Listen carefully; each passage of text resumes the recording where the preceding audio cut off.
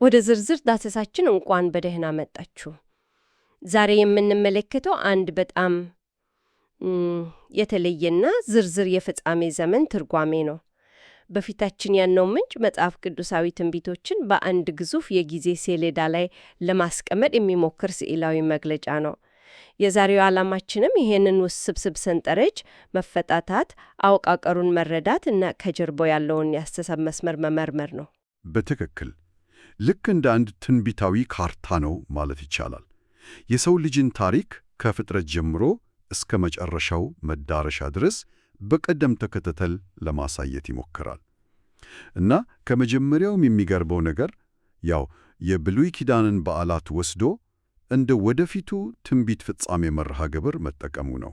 እሺ እንግዲያው እስከ መሰረቱን ጀምር። ሰንጠረዡ የሰው ልጅን ታሪክ በሰፊው የጊዜ ማዕቀፍ ውስጥ ነው የሚያስቀምጠው። አዳም 4000 እስከ አዳም 7000 የሚል ነገር አይቻለሁ። የሺህ ዓመታት ክፍፍል ከፍጥረት ቀናት ጋር ይዛመዳል ተብሏል።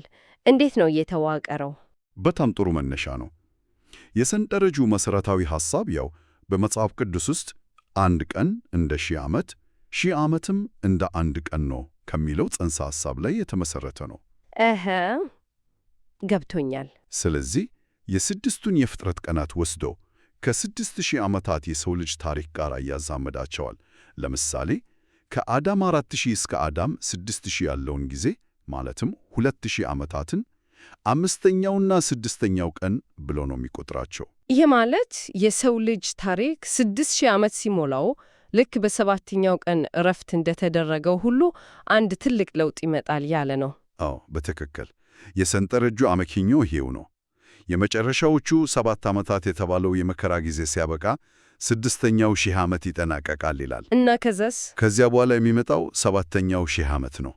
ይህም ከአዳም 6000 እስከ አዳም 7000 ድረስ የሚዘልቅ ነው። ይህን ደግሞ ሰባተኛው ቀን በማለት ይገልጸዋል። ይህም የሰንበትን ወይም የእረፍትን ምሳሌ የያዘ ነው። የ1000 ዓመት መንግሥት የሚባለው ይሄ ነው ማለት ነው። ልክ ነሽ። የ1000 ዓመት መንግሥት ወይም የመሲሁ መንግሥት ተብሎ በግልጽ ተቀምጧል። ስለዚህ አጠቃላዩ መዋቅር ከ6 የሥራ ቀናት በኋላ ወደ አንድ ረጅም የእረፍት ቀን የሚደረግ ሽግግርን ያሳያል። በጣም የሚገርም አወቃቀር ነው። በዚሁ የጊዜ መስመር ላይ አንድ ቃል አይቻለሁ። ኮምባኪ ይላል። የኮሪያኛ ቃል ይመስለኛል። ይሄ የሽግግር ወቅት ወይም ባዶ ጊዜ ማለት ነው አሉ። ምንድን ነው እሱ? በጣም ወሳኝ ነጥብ ነው። የሽግግር ወቅት ብሎ የሰየመው በሁለት ታላላቅ ትንቢታዊ ክንውኖች መካከል ያለውን ረጅም ጊዜ ነው። እሺ፣ የመጀመሪያው በዓለ ሃምሳ ነው፣ ያው የቤተ ክርስቲያን ዘመን የጀመረበት። ሁለተኛው ደግሞ ወደፊት የሚመጣው የመጨረሻዎቹ 7 ዓመታት ነው። አፕሪያናል ናም አንደ ኢደ ካላትልዳን ዋህሊጋሮነ ኢንትሩ እንደ ዋራይ ባዶም ሶልጊረድ። በትክክል በዚህ ሰንጠረዥ አስተሳሰብ መሠረት እኛ የምንኖረው በዚሁ ረጅም የሽግግር ወቅት ውስጥ ነው። ይህ ወቅት ደግሞ በሁለት ዝናቦች መካከል እንዳለ ሆኖ ተገልጿል። የቀደመው ዝናብ እና የኋለኛው ዝናብ ይላል። እነዚህ የእርሻ ቃላት ምንን ለመወከል ነው የገቡት? እነዚህ ከእስራኤል የእርሻ አቆጣጠር የተወሰዱ በጣም ወሳኝ ምሳሌዎች ናቸው። ገበሬዎች ለመዝራት የቀደመውን ዝናብ፣ ለማጨድ ደግሞ የኋለኛውን ዝናብ ይጠብቃሉ አይደል? አዎ። ሰንጠረዡ ይህንን ለመንፈሳዊው ዓለም ይጠቀምበታል። የቀደመው ዝናብ ከበዓለ ሃምሳ ጋር የተያያዘ ነው። በዛን ወቅት ቅዱሳን የመንፈስ ቅዱስን በኩራት እንደተቀበሉ ያሳያል። የመንፈሳዊው ዘር ጊዜ ማለት ነው። ልክ እንደዛ። የኋለኛው ዝናብ ደግሞ ከመጨረሻው መከር ማለትም ከዓለም ፍጻሜ ጋር ያያያዛል። ይህ ከመጨረሻዎቹ 7 ዓመታት ጋር የተቆራኘ ሲሆን በዚያን ወቅት ለሚገለጡት ለ144,000 ሰዎች እና ለሁለቱ ምስክሮች ልዩ ኃይል እንደሚሰጥ ያመለክታል። እዚህ ላይ ነው ነገሩ ይበልጥ ዝርዝርና አስገራሪ የሚሆነው። ስለ እነዚህ አካላት እንነጋገር። 144,000 ሁለቱ ምስክሮች እና ደግሞ ሰማዕት ምስክሮች ይላል። ሚናቸው ምንድን ነው? በጣም ወሳኝ ሚና አላቸው።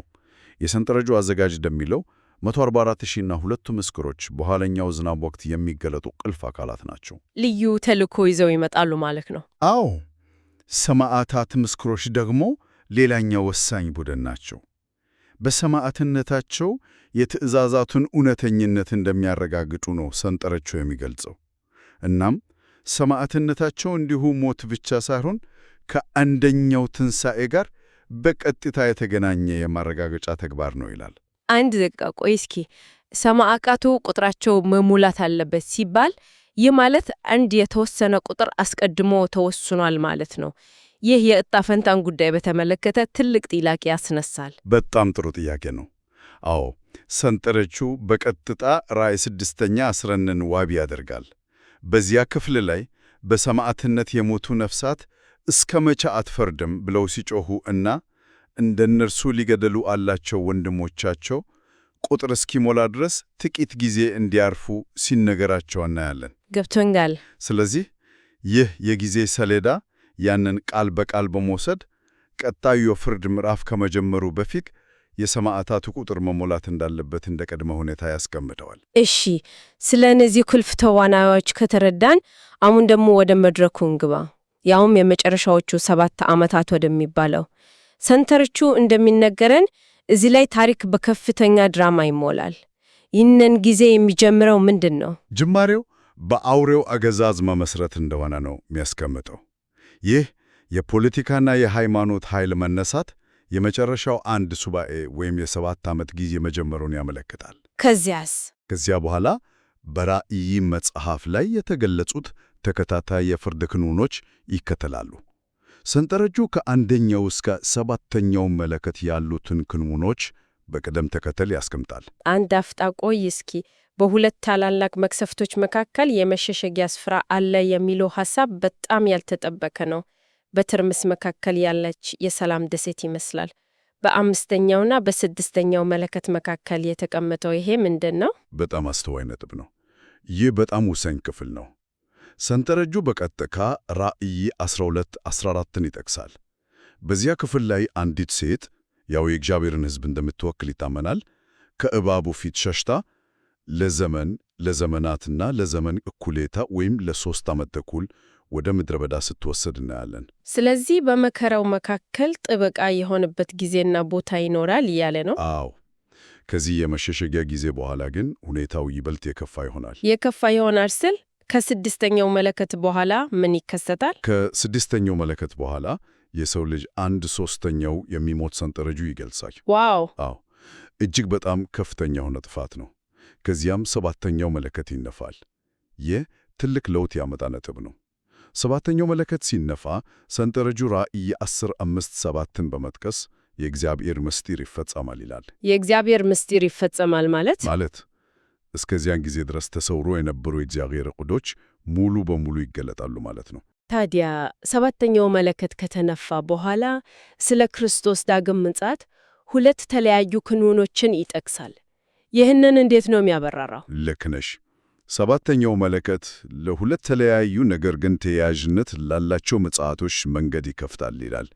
የመጀመሪያው በአየር ላይ መገለጥ ይለዋሉ። በዚህ ወቅት 7ቱ መቅሰፎች ከሰማይ ይፈሳሉ። እሺ፣ ይህንን ከአንደኛ ተሰሎንቄ 4 ጋር ያገናኘዋል። ጌታ ከሰማይ ሲወርድ አማኞች በደመና ተነጥቀው በአየር ላይ ጌታን እንደሚቀበሉት ከሚገልጸው ክፍል። ሁለተኛውስ? ሁለተኛው ምድራዊ ዳግም ምጽአት ነው።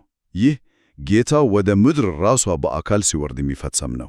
ይህ ክስተት ደግሞ በቀጥታ ከአውሬው ፍርድ ጋር የተያያዘ ነው። ስለዚህ አንዱ በአየር ላይ ከቅዱሳን ጋር መገናኘት ሲሆን፣ ሌላኛው ጠላቶችን ለማጥፋት ወደ ምድር መምጣት ነው። በትክክል። በዚህ አተርጓጉም መሰረት እንደዛ ነው። ሰንጠረዡ ከሚታዩት ክንውኖች ጀርባ ስለሚከናወኑ መንፈሳዊ ሂደቶችም ያወራል። በተለይ ስለ ስርየትና ፍርድ። እስኪ እዚህ ጋር ቆም እንበል። 3 አይነት ስርየቶችን ይጠቅሳል። በተለይ በሲኦል ውስጥ የሚደረግ ስርየት የሚለው ለብዙዎች እንግዳ ሊሆን ይችላል። በእርግጥ ሰንጠረዡ የእስራኤልን የስርየት ቀን ሥርዓት እንደ ምሳሌ ነው የሚወስደው። የመጀመሪያው ለታላቁ የስርየት ቀን የሚቀርብ ዕጣን ይላሉ። ይህም በሰማይ የሚከናወን የዝግጅት ሥርዓት እንደሆነ ያሳያል። ልክ በብሉይ ኪዳን ሊቀ ካህኑ እንደሚያደርገው። አዎ፣ እንደዛ ማለት ነው። ሁለተኛው በእውነተኛው መቅደስ ውስጥ የሚደረግ ስርየት ነው። ይህ ደግሞ 7ቱ መቅሰፍቶች እስኪያልቁ ድረስ ማንም ወደ ሰማያዊው መቅደስ መግባት እንደማይችል ከሚገልጸው የራእይ ክፍል ጋር ይገናኛል። ሦስተኛውስ ስለ ሲኦል ያለው? በሲኦል ውስጥ የሚደረግ ስርየት የሚለው በጣም ውስብስብ ሐሳብ ነው።